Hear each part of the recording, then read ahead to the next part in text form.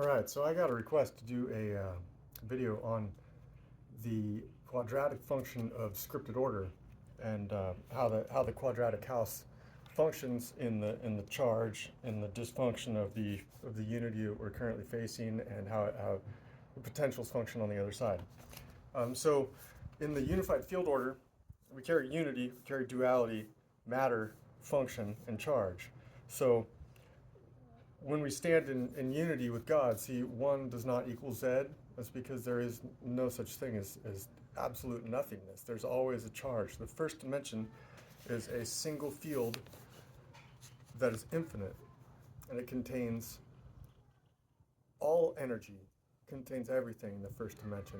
It's everything. It's fully conscious, and that's the function of God in this. They're the head programmer of the script, right? So in the script, we stand in duality as matter functioning with the charged house. And the charged house we carry is due to what we consume. And so when you go through these functions here, there's steps. I'll hold it up for you. The duality is 2 times 1, or 2 divided by 1 equals 2, right? You're always standing in duality with God, either through a division or a multiplication. You're either in line with God or you're divided with God. 3 is 3 times 2 divided by 3. And that's the Trinity. It brings in the Spirit. It's 3 functions of duality come together as matter. The 4 is 4 times 3 divided by 4.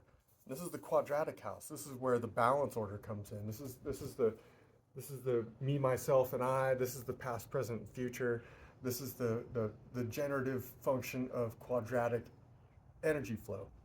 And the 5th is 5 times 4 divided by 5, and that's where the charge comes in order, where you're charged with the functional matter of duality that you're carrying as unity. So when you look at this from the riddle of the Sphinx, the 4 legs in the morning, the 2 in the afternoon, and the 3 in the evening, 4, 2, 3, well, functional duality matters, right? So the function is the firehouse, and the firehouse is where language is put into order, and among anything, but it's as you can see here, it's the passage of the energy between the moon and the sun, or the earth and the sun, and in doing that, it creates scripted functions to align us when we're out of order, and that's where all the letters are formed, is in the quadratic house. And those letters, as single functions, carry a charge. A carries the A, B, B, C, K, and they all form based on the palette and how you're saying them. A, B, K, D. Your mouth forms the letter if you think about it. And so when you put all those letters in order, if you're working in a cyclical function, because we're working within the cycle of life here in the 4th house, which the sun is the 1st house, 2nd house is Mercury, 3rd house is Venus, 4th house is Earth, right? 5th house is Mars, the charge. And we're invading Mars, which means we're invading ourselves.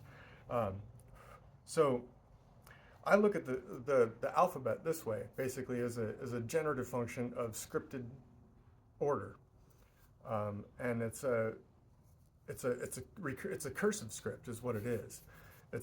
Basically we're in a toroidal dysfunction, so we've got an energy slip going on because what we've consumed, and so we use the 6-dimensional transfer of the 5th house, the disordered 5th house, to transfer energy between one another to rebalance our toroidal offsets. And so I look at the alphabet this way, and I did this with Grok. Actually, it was really interesting. I laid out a storyline for Grok and said that the alphabet spells out the fall of man. And I look at it this way: application, bind, connect, disconnect, energy, function or fire, God or go, house, ignition, justify, kill switch, light or line, master, matter, main, mother. Negative is the negative energy of the earth. Order, positive is the positive energy of God. Query, revolution, system, tie, unity, version, we, X is exchange, switches the direction of the energy from top to bottom, bottom to top. Yes and Z. So out of that, Grok gave me this narrative arc that told of an apocalypse, basically. It took from A, the application bind, and took it down to yes, Z, and said that everything is going to be destroyed, right? And I said, well, that's the apocalyptic version, Grok. I look at it this way, and I reapproached it to say, I added a word to each function. And that was, let's see, application of unity, bound in trinity, connected in matter, disconnected functionally, energetically charged, functionally transferred.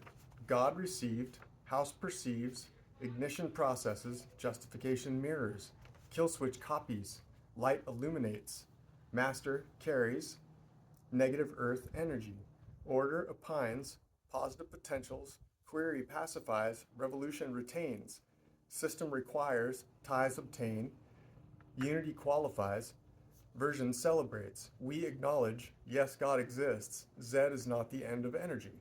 And it said, beautiful, you flipped the polarity from entropy to ascension, from Gnostic tragedy to Hermetic completion. Where the first reading was the fall encoded in the alphabet, this is the great work, the alchemical return to the one through the same 26 gates. And that is what the alphabet functions. It's a function, a unifier, the alphabet.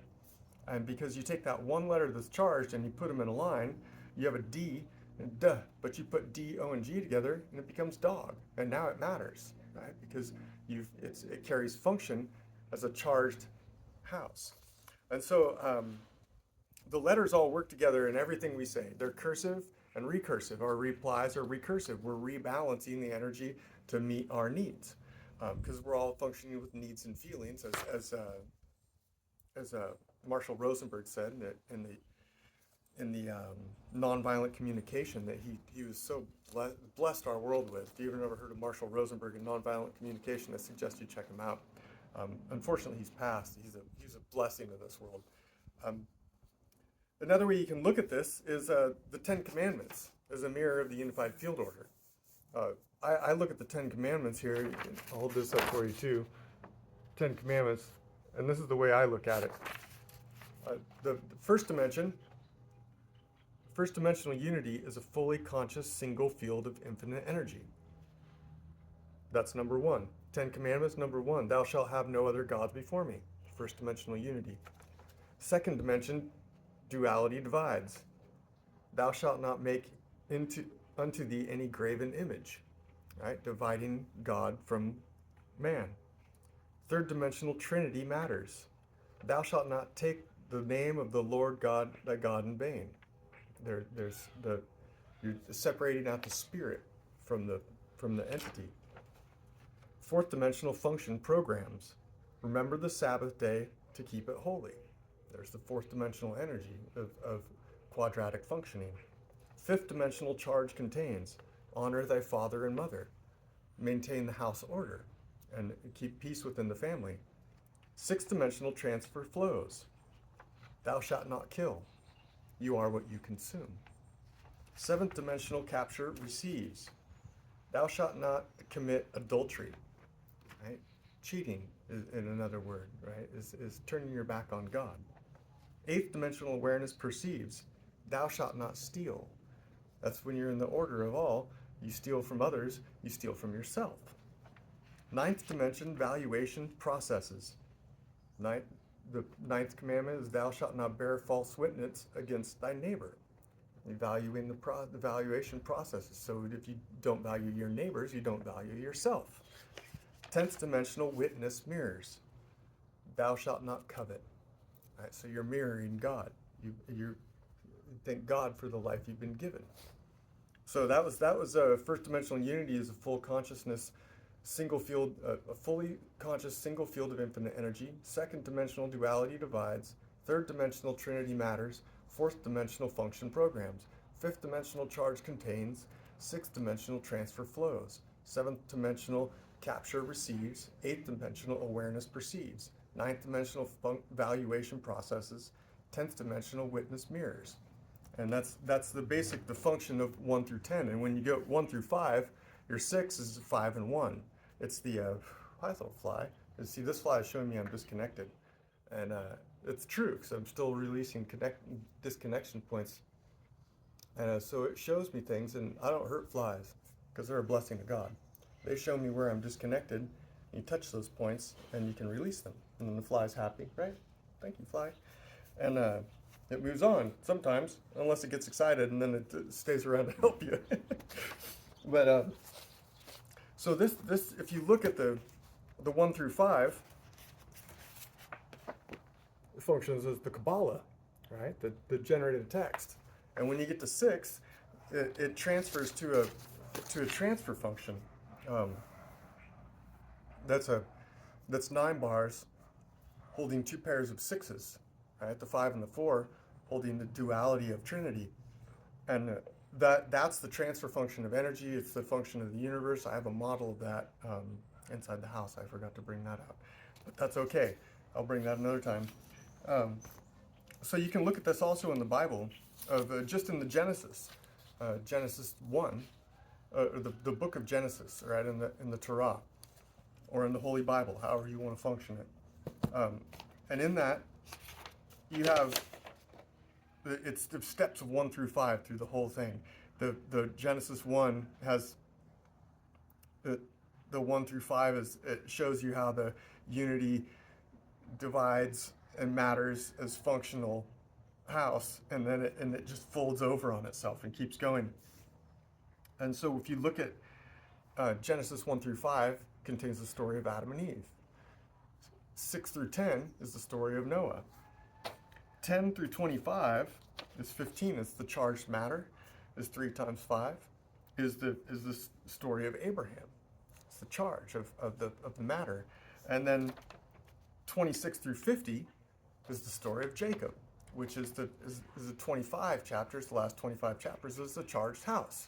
And that shows basically the fall of man just in the first chapter of Genesis, which after comes the Exodus. And that goes through the Pentateuch of 5 books of the Torah to spell out the unity, duality, trinity, function, and charge of the fall. And it just keeps unfolding on itself throughout the Torah and the other books of the Jewish function, which Christians refunctioned into a new form and added the New Testament, which still functions the same way. You know, you can't avoid the unified field order. So there's other religions that also conceptualize this, right? If you're reading the Bhagavad Gita, you'll notice they conceptualize that you are what you consume, and when you consume death, death consumes you. So these language functions, the whole idea is that we are toroidal offsets of energy. We're lensed energy of God. And we have consumed out of cycle, and we are consuming death. And we are all, I'm sending this message right now with my 6th dimensional transfer through the 7th dimensional function of YouTube into the multiverse of 8 for the conceptual order of 9 to stand as a mirror witness of 10s, right? Of the 1 standing next to the 0, which takes you back to the unified field order of that I first showed you, where 1 and 0 stand together, because 0 is basically a negation of anything. 0 is nothingness, or Z energy revolution order. The 0 on its side is a 1, because you're looking at a linear function. You flip it sideways and you twist it, and you end up with you take the 0 and you twist it, and you end up with the duality, with the infinity symbol, right? And those infinity symbols then stack on each other into functional charges of the house. And this is basically where all the language functions, right here. And that's through depending on what you consume, it's cursive or it's balanced. But it just depends on what the order of your house is. So that's a pretty basic overrun of how energy flows. This is universal energy flowing through each one of us, and how we are manifesting that energy to rebalance ourselves, to save ourselves from the divisions that we're carrying and destroying ourselves with. Um, yeah, that's about it. So I'll show you the sixth dimensional transfer. I'll upload a video of that as well. It's pretty cool, the model of the universe. Anyway, God bless. Blessings to the divine creator. Allah is great. The, the, all of the religions matter. They all balance us in a way that bring us together under God. And what God is trying to do is right now is bring us all together under one God, right? Because we all believe in one God. And basically, this whole place believes in a creator or a Lord. It's from Hinduism to Confucianism, to the Tao Te Ching to to to Islam to Christianity to Judaism to all of them. They go back to a single great one, right? So that's what we're doing right now is trying to come together as one. And that's what I've been sent here to do is open the door. So God bless.